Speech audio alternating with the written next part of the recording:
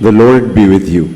And with your spirit. A reading from the Holy Gospel according to Saint John. Glory to you, O Lord.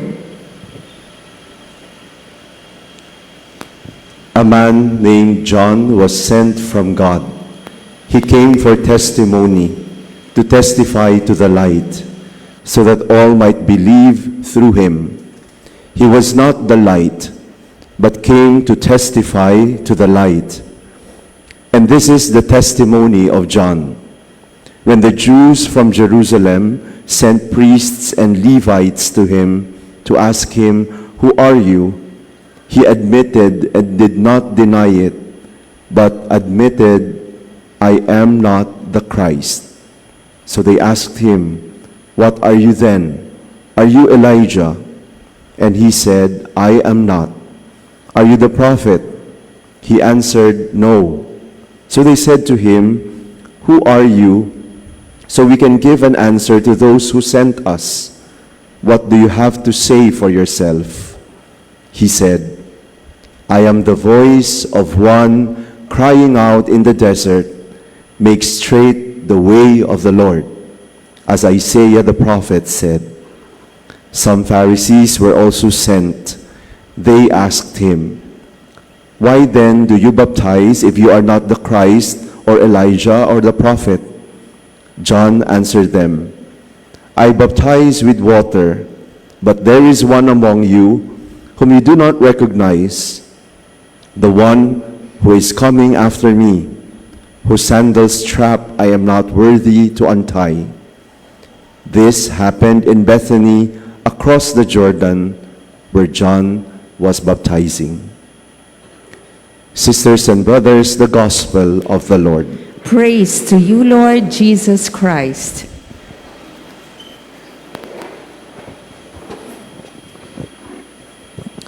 Magandang umaga po sa inyong lahat. Magandang umaga, Father. Ang nagbasa po ng Gospel ay ang rector ng Holy Apostle Senior Seminary, si Father Roy Dicena. Ang kasama po niya doon, si Father Richard Babaw.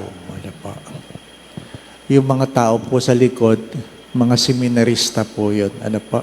Sabi, "Oy, ang daming pare." Seminarista pa lang po yun. Mukha lang matatanda kasi matatanda na. Late vocation. Holy Apostles is a seminary for late vocation. Ibig sabihin lang ng late vocation, yung pong nagtapos ng college, sa college degree, 25 years old and above, that work at least 1 year. At least 1 year. But not more than 40. Kasi pag 40, siguro merong special consideration, a little above 40. Pero usually hanggang 40 lang. Kasi sa Pilipinas, pag 40 years old, may maintenance na . Seminarista pa lang, lugi ka na. Yesterday, I have said that our main theme for our Misa de Gallo is what? That we have a good beginning for a better becoming. A good beginning for a better becoming. Today, not yesterday. Wala na kayong magagawa sa kahapon. How you wish you can change your past, but it will never be changed. Ang magagawa mo na lamang ay tanggapin ang iyong kahapon at harinawa, meron kang natutunan sa iyong kahapon. Ganuman kapangit o ganuman kaganda, anong iniwan itong aral upang sabi nga'y magtulak sa iyo para siyang mas magandang bukas. Mahalaga sa isang magandang bukas, ang tatlong bagay na meron tayo sa pagbasa. The first reading invites us to have a good disposition. Rejoice heartily. Rejoice. Maging masaya. Maging masaya. Palagi ko yung sinasabi, happiness is a choice, joy is a gift. Maging masaya. Kung hindi ka masaya, kasalanan mo yon. Ano po? Wala kayong pwedeng sisihin. No? Because happiness is a choice. Be happy. Stop complaining. Stop complaining. A good heart helps us accomplish many things. You can never complain about the rain that comes, but you can always dance under the rain. Remember that. You can never complain about the rain that comes, but you can always dance under the rain. It's a disposition. You can never control the wind, but you can always adjust your sail. The power is not in the wind, but the power to adjust your sail. Di po ba? Kaya nga palagi ko yung sinasabi, you cannot control people. If people are good to you, be good to them. But if people are bad to you, be good to them because it is who you are. Rejoice. My dear friends, patience is not just an attitude. It is having the right disposition while waiting. Mahalaga yun. Pagka minsan, talaga namang umiinit ang ulo natin kapag tayo nag-aantay. Hindi po ba, no? Kausap namin yung isang doktor, galit siya sa kliyente niya. Nasabi, Dok, parating na ako, malapit na ako. Tapos ay, hanggang alas 5 lang tayo. Sabi niya sa sekretary niya, sabihin mo hanggang alas 5 lang tayo. Sabi nga po, Dok, sabi ko nga po, Dok, hanggang alas 5 na tayo. Pero nandyan daw siya sa EDSA. Tinanong mo ba kung nasaan siyang EDSA? Di ba? Baka nasa monumento pa. O kaya nasa Pasay. Hindi po ba? No? Napakahirap kasi hindi naman natin masabi. Hindi po ba? No? Hindi tayo marunong sumagot ng maayos eh. Nasaan ka na? Malapit na. Di ba? Hindi mo. Saan ka nga? Di ba? Mga minamahal na mga kapatid, hindi mo sila makokontrol. Ang kaya mo lang kontrolin ang iyong kalooban. Di ba ba? No? So have a good disposition. Rejoice heartily. Di ba? No? Sabi ko nga sa inyo, wala kang magagawa sa mga taong galit sa iyo. Wala kang magagawa sa mga taong pahirap sa buhay mo. Di ba? No? Alam niyo yan. So ano magagawa mo? Dingitian mo lang sila. Di ba? Ikahahaba ba ng buhay mo na ikay nakasimangot? Hindi naman. Ngitian mo lang. O pag may ginagawa, ngitian mo lang. Habang siya'y dakdak ng dakdak, gandahan mo ang ngiti mo. Di ba? Pag may ginagawang kasalanan, ngitian mo lang. Di ba? Pag nahihirapan ka na, huminga ka ng malalim. Nang humingiti, di ba? Ano? Tapos sabihin mo, mamamatay ka rin. Di ba? Lahat ng bagay matatapos. Di ba? Why make your life miserable on things you cannot control? Rejoice. Second, never quench the spirit. That's the second reading. Never quench the spirit. My dear friends, my brothers and sisters, there are times when people cannot help you. There are times when people cannot give you what you want or what you need.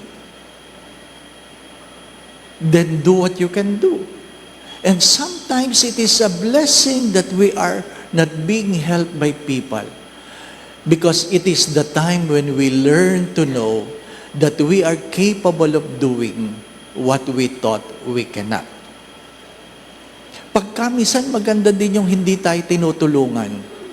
Kasi nare-realize natin, kaya pala natin, nasanay tayong mayroong tumutulong. Pero maganda yung walang tumutulong paminsan-minsan. Bakit? Nakikita mo, kaya ko pala ito. Di po ba? Kaya ko pala. Akala ko di ko kaya. Mahalaga yun. Hindi mo dapat ikinagagalit na minsan, hindi ka tinutulungan. Learn to live with yourself. Don't quench the spirit. rejoice, then keep the spirit. Keep the spirit.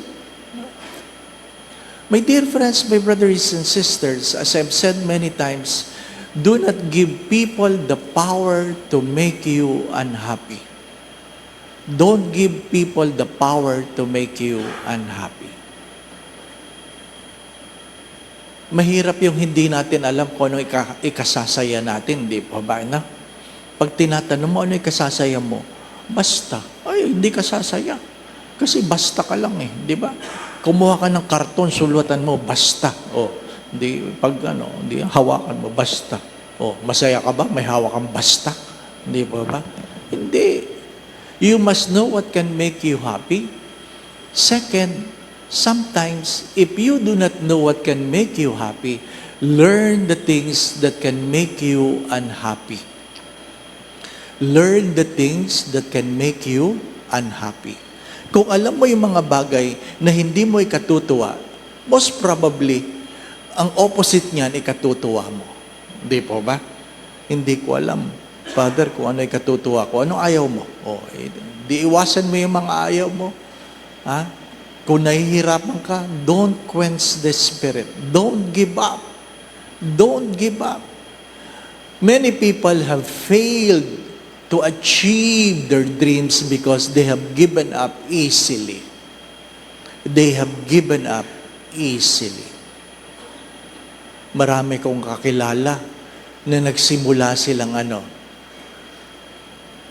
working students. Working students.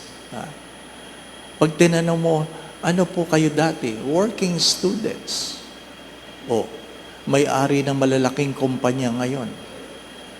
Bakit? Hindi sila nanlumo sa wikang Tagalog. They keep the spirit. They keep their spirit. So kung ano man, di ba? Sabi, ang ulam namin, itlog lang palagi. Sabi, ano ngayon? Kayo, anong ulam ninyo? Kahapon nilaga. Ngayon prito. Buti pa kayo, pabago-bago ang ulam. Nilagang itlog, di ba? Ano yung prito kahapon? Pritong itlog, di ba? Nasa tumitingin yan, hindi po ba? Nasa tumitingin yan. Mga minamahal na mga kapatid, keep your spirit high. Ano yung pangatlo? The gospel reminds us, this is very important. You want a better tomorrow, a better becoming. What's that? You must always know who you are. You must always know who you are. Kilala ni John the Baptist kung sino siya. I am not the light. Maliwanag sa kanya yon. I am not the light. Di po ba? I am not the light. Mahirap yung ikaw yung donkey na sinasakyan ni Jesus. At dahil ang mga tao'y nagpupugay, feeling mo ikaw yun. Di ba ba, Nakalimutan mo, nakasakay sa'yo pala. Di ba ba, Mga minamahal na mga kapatid. Do not forget. You must know who is the light. I am not the one who baptized with the Spirit. I do baptism, but I baptize with water. The one coming after me will baptize in the Spirit. Kilala niya kung sino siya. Kilala niya. Mahirap yung hindi natin kilala ang ating mga sarili. Kilalanin ang sarili. Hindi po ba, Kilalanin ang sarili. You must know what you are capable of doing, and you must know what you are not capable of doing. Kilalanin ang sarili. Di ba? Alamin mo kung anong pwede mo pang gawin at ano yung hindi mo na pwedeng gawin. Di ba? Mahirap yung pag tayo tumatanda, nagrereklamo tayo sa Diyos na tayo matanda. Mananabi ako. Ano po? Ang daming nagte-text pagkamisan na sila'y malungkot dahil sila'y matanda. Na sila ay nahihirapan ng maglakad. Di ba? Madali lang naman yan. Ay di pagdasal yung mamatay na kayo. Di ba? Kasi kung gusto nyong mahaba ang buhay, bahagi ng haba ng buhay ang pagtanda. Pag ikay matanda, talagang mahina ka na. Anong inaasahan mo pag 75? Nagbabadminton ka pa? Tumigil ka, di ba? Hindi mo na nga alam kung papasok ka sa kwarto, palabas, di ba ba? Ano? Pag matanda na tayo, tanggapin na natin. Ha? Tanggapin na natin. Oh, oh. Alam mo nang hindi mo nakilala yung kausap mo. Oh, tanggapin mo na. Di po ba? Oh. Mahirap yung kunwari, kilala mo pa rin, di po ba, anak? Eh, pag tayo tumatanda, nakakalimutan talaga tayo ng pangalan. O, tanong mo na, sino ka nga? Diba? Yung iba, nakakalimot na ng mukha. Di po ba, no? Sino nga ba ito? Sino nga si ganon? Ano? Sabi, sino ka nga? Sabi nung, tumigil ka, ako asawa mo. O, diba? Ay, sorry, nakakalimutan ko ikaw pala. Di ba? Ganon talaga eh. Ha? Pumasok ko. Kasi kablibless ko lang ng bahay. Sabi ko, puro mukhaan nandito. Sabi, si mama kasi nakakalimot na. So nilalagay namin ang picture namin dyan para maalala niya kung sino kami. E ba ba na? Eh pagkamisan, pag tumatanda, selective ang memory. Hindi pa ba na? Selective. Ha? Kamakailan nagmisa ako. Birthday ni Gloria Romero. Ano po? 90 years old. 90 years old, ang ganda pa rin. Ano pa? Sabi ng mga kasama ko, tingnan mo yan, ha? 90 na, ang ganda pa rin, ano? Sabi naman ng isang kasama ko, pagdating mo ng 90, gaganda ka rin. Di ba? Yun ang pananampalataya, di ba ba? Yun ang pananampalataya. Oh. Kung aabot ka ng 90, di ba ba? Ano? Disposition. Nakuha po ninyo? Disposition. Ha? You must know who you are, what you're capable of doing. Stop complaining because it will simply make your life miserable. Ha? Father, pasensya ka na. Na-disturb kita sa homily mo kasi walang magpaupo. Ay, late siyang dumating. Talagang ganon. Ano ba? Anong inaasahan mo? Late kang dumating. O, tapos tinitingnan mo ng masakit yung mga taong nakaupo, ano gusto mo silang tumayo para sa iyo? Dumating ka ng maaga, di po ba? No? Feeling niya siya lang ang matanda. Dati dito sa upuan dyan, kasi mga matatanda, gustong may maupo, nilagyan yan for senior citizen. Ano pa? Wala namang naupo. Wala namang naupo. Ayaw nilang tanggapin na sila senior. Di ba? Ang hirap nung ganon, di ba ba? Tapos reklamo na reklamo. Father, pasensya ka na. Oo nga po, nanay. Ha?